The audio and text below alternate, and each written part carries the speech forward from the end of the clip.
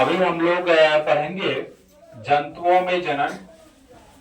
और जंतुओं में जनन में हमारा टॉपिक है सबसे पहले मानव में नर जननांग। मानव में नर जननांग, मानव अर्थात मनुष्य, मानव अर्थात मनुष्य।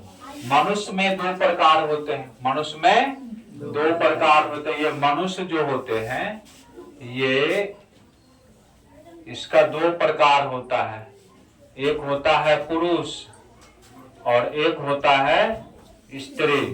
पुरुष और स्त्री। मानव का ही दूसरा नाम मनुष्य है। मानव का ही दूसरा नाम क्या है? मनुष्य है। और मनुष्य दो प्रकार के, पुरुष और स्त्री। तो यहाँ पे जंतुओं में जनन पढ़ेंगे और जंतु में जनन, जंतु के अंतर्गत मानव भी आते हैं और मानव में हम लोग नर जनन अंग के बारे में अभी जानेंगे। यहाँ पर देखिए मानव नर जननांग का चित्र यहाँ पर बनाया गया है। और यहाँ से देखिए ये जो नलिका जा रहा है इसको हम लोग शुक्राणु नलिका कहते हैं।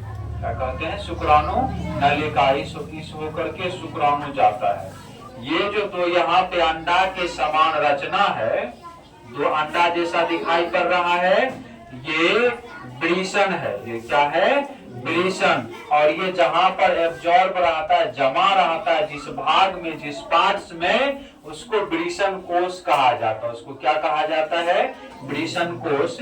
तो मनुष्य में, नर में, प्रत्येक मनुष्य में वृषण कोश में एक जोड़ा वृषण, एक जोड़ा मन दूगो, एक जोड़ा वृषण पाया जाता है। और वृषण कोश में, वृषण कोश में ही शुक्राणु का निर्माण होता है।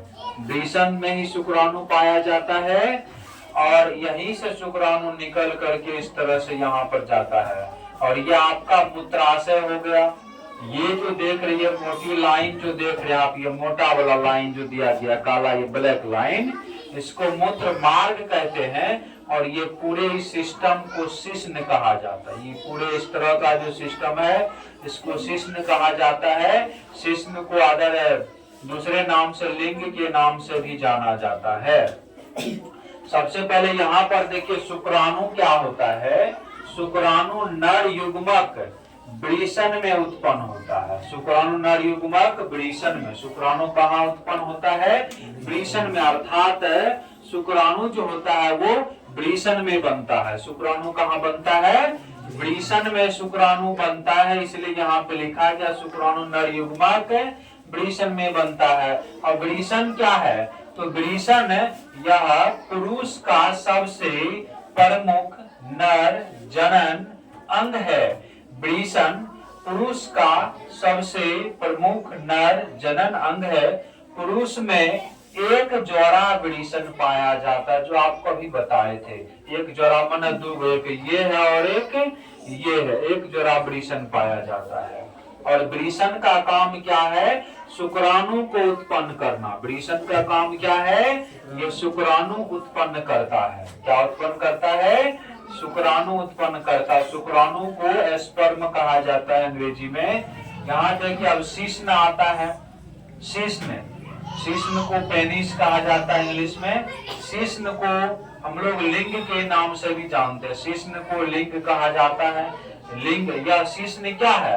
एक मांसल बेलनाकार रचना है, पाइप के जैसे।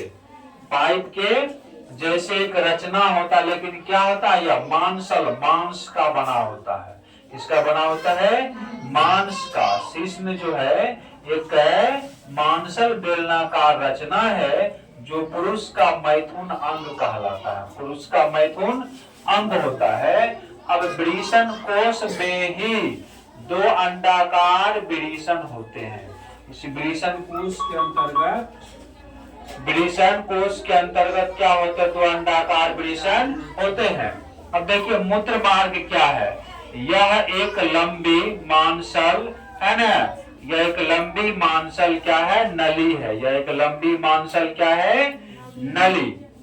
मूत्र मार्ग यह एक लंबी मांसल नली है और मूत्र मार्ग से होकर मूत्र तथा वीर्य दोनों बाहर निकलते हैं। मूत्र मार्ग से होकर मूत्र और वीर्य दोनों बाहर निकलते हैं।